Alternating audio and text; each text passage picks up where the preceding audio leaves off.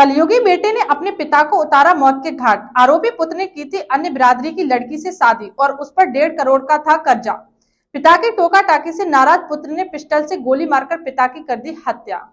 पुत्र ही बना पिता का हत्यारा, कर्ज के चक्कर में पिता को उतारा मौत के घाट। मैनपुरी जनपद के थाना किसनी क्षेत्र के कुसमरा चौकी अंतर्गत निजी मकान में रह रहे वृद्ध की उसके ही पुत्र ने बीती 25 अगस्त की रात्रि को गोली मारकर हत्या कर दी थी। आपको बता दें कि मृतक संतोष शर्मा को श्याम शर्मा द्वारा बाहर से 12 लोगों से करीब 1 करोड़ 4 लाख का कर्जा 2% की ब्याज पर लेने तथा 2 गैर बिरादरी की लड़कियों के साथ प्रेम संबंध होने व अपने पिता की इच्छा अनुसार अपनी बिरादरी में शादी न करने पर टोका टोकी करते थे।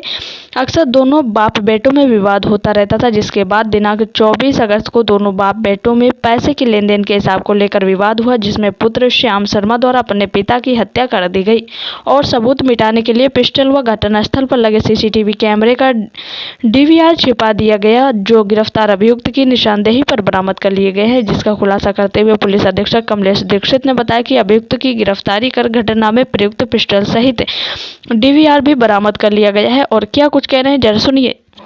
25/8 की सुबह किसनी पुलिस को सूचना मिली कि संतोष शर्मा, जिनकी उम्र लगभग 65 साल करीब है, वो अपने छत पे मृत अवस्था में मिले हैं। सूचना पे पुलिस द्वारा तत्परता से कार्रवाई करके साक्ष्य संकलन शुरू किया गया और इनके लड़के द्वारा इसमें अभियोग पंजीकृत कराया गया।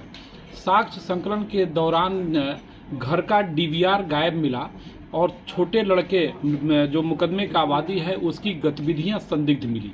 धीरे धीरे साक्ष्य संकलन के दौर पे पाया गया कि लड़का 1 करोड़ 40 लाख रुपया मार्केट से उधार लिया था। बैंक से भी उसके ऊपर 48 लाख रुपये उसने लिया था।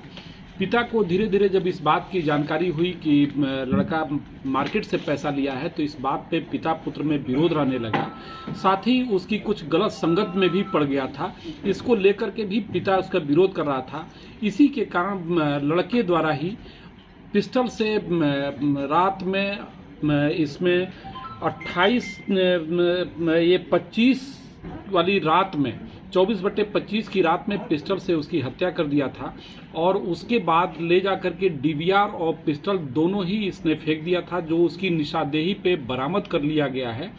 और घटनास्थल से साक्ष्य छुपाने का प्रयास किया गया, साफ करने का प्रयास किया गया। ये कोशिश किया गया कि किसी तरह से ये प्रतीत हो कि बाहर से बदमाश आके हत्या किए हैं, लेकिन तकनीकी साक्ष्य, अन्य साक्ष्यों के आधार पे लड़के की इसमें श्याम की गिरफ्तारी हुई है। उसके निशानदेही से पिस्टल बरामद हुआ है, इसके निशानदेही से फेंका गया डीवीआर बरामद हुआ है और इसमें अन्य वैधानिक कार्रवाई की जा रही है।